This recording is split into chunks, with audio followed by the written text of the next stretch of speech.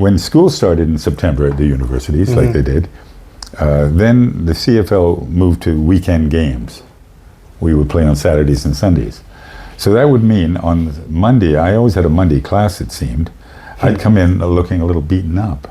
And, you know, I'd have scratches always on my arms because of the nature of the business.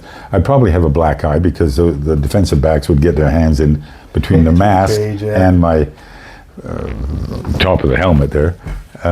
So I looked like I was in bar fights. Every Monday, I'd look like I'd been in bar fights. Wondered, did they ask? So eventually, the students, a bunch of guys came up to me and said, Professor Eben, that's what they call me, I guess that's what they say, we got to ask you, because they never knew me, they didn't know my first name. It was always either Dr. Eben or Professor Eben. So they said, we've got to ask you, we've had this in our heads for a couple of months now or so. So it's November, we're still playing. And what do you do on the week? Why are you always beaten up? And they said, you know, one of the students said, you look like you've been in a bar fight. I mean, all the time. What? So I had a giggle, and I said to them, well, I do have another life. And I play football for another part of my life. And then the penny dropped. I could see it going ching, ching, ching in their heads. Okay. And they said, oh, Mike. I guess they didn't recognize you. No. And it was such a contrary circumstance that I'm their prof. And Eben, okay, it's not that much of a well-known name. It's 4 letters only. And then they put it together, and they were just sort of stunned. But I got the biggest kick looking at their faces. The penny dropped. You know, they figured it out. Awesome. Anyway, so then they all realized that I wasn't in bar fights, but it's a dangerous game. Well, that viewership went up among your students. Yeah. That's pretty exciting. But yeah, and then so that. And then they hand in their paper late. Well, we were up last night watching you. No. Come on, what do you want? No. That excuse didn't fly. I want some more wine or beer? I'm good for that. Okay. I was pretty rigid on due dates for essays. Okay. Because I'd tell them in 3 weeks I'm going to assign an essay so that now you know when the essay is going to be assigned. And then 3 weeks after that it'll be due. Okay. And there are no extensions.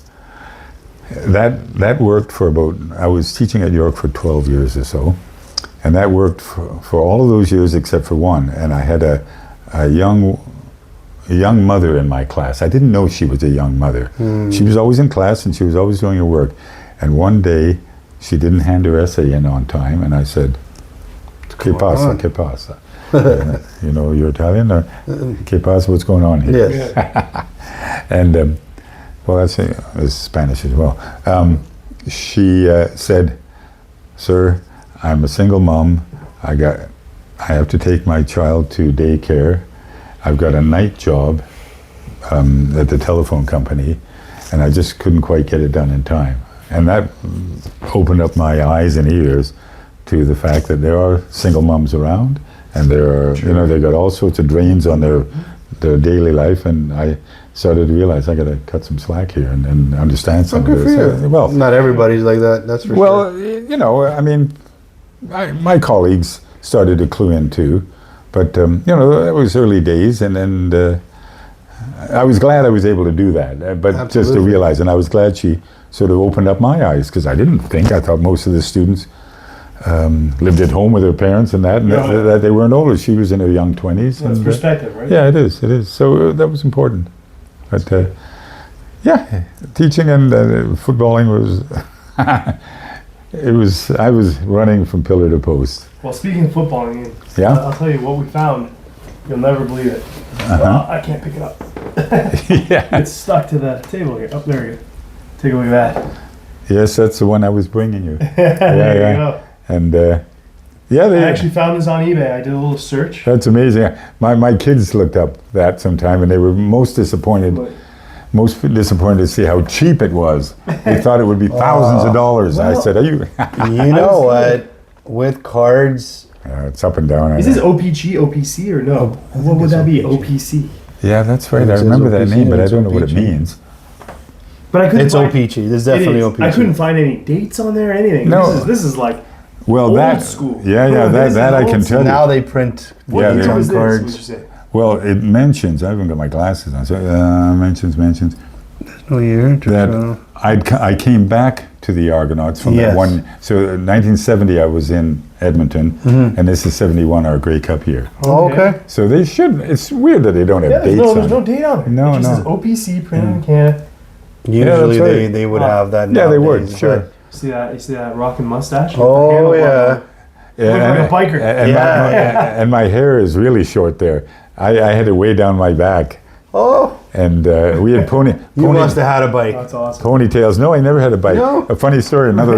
You want the story? You got another story? Yes, we do. That's why we're here. I went with about in the off season. I went with about 12 guys down to Bahamas, Okay.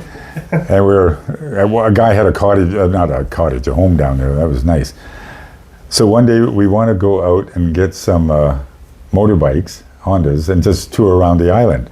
So Hondas were not big time.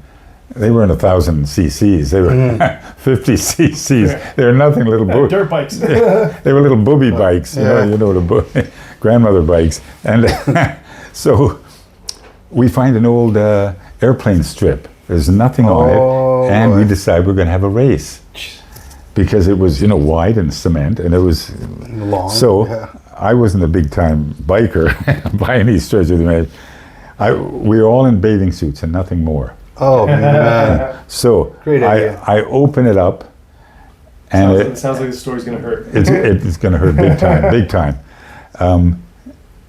But I popped the clutch too soon, and the engine dies. The other 10 guys take off. They're well off into the race. Oh, no. I'm out of the race in the first meter that I go.